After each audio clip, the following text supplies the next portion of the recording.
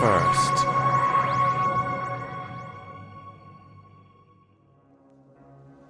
Good morning, Grandfather, said Susan. Good?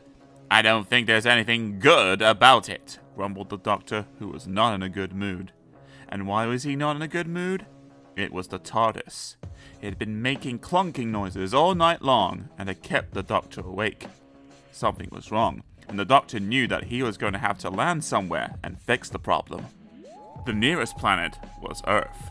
The doctor did not like Earth.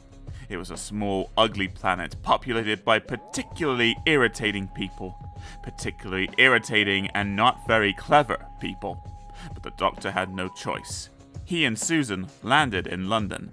The doctor was in one of those moods where he was best left alone. He set about fixing the TARDIS, and this put him in a better mood. He whistled as he worked. Whistling was something that the doctor rarely did. The TARDIS was soon mended, and it was time to go. But where was Susan? Out exploring in the city, no doubt. The doctor waited, and waited, and then he waited some more. He began to worry, and decided that he had better go and look for Susan.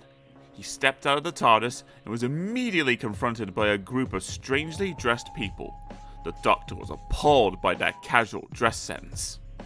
"Hey man, what's your name?" asked one of the badly dressed people. "The Doctor," replied the doctor. "Hey Doc, nice to meet you." The doctor frowned. "I am not Doc. I am the Doctor. I am a Time Lord."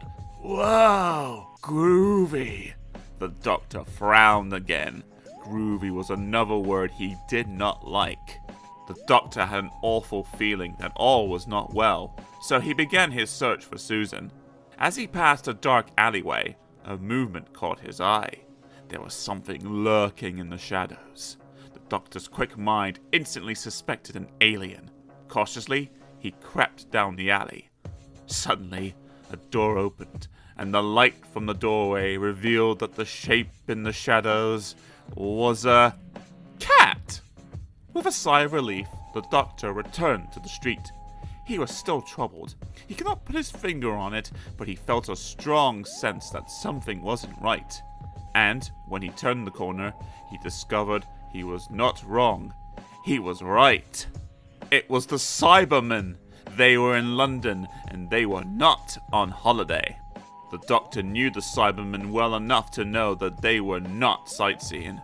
Cybermen were not interested in the changing of the guard. Cybermen were not interested in souvenirs. What they were interested in was taking over the world.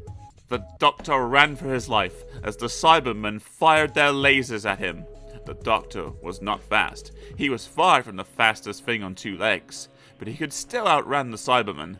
For in fact, the Cybermen could not run.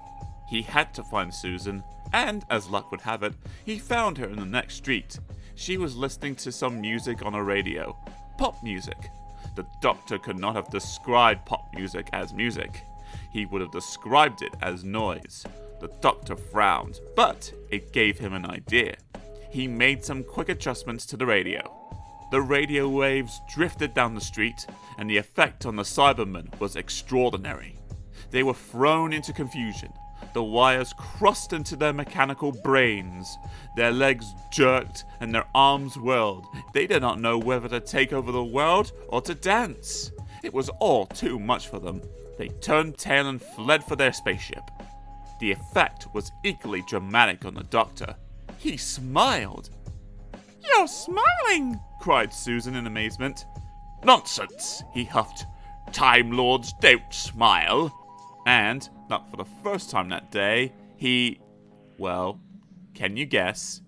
That's right. He frowned.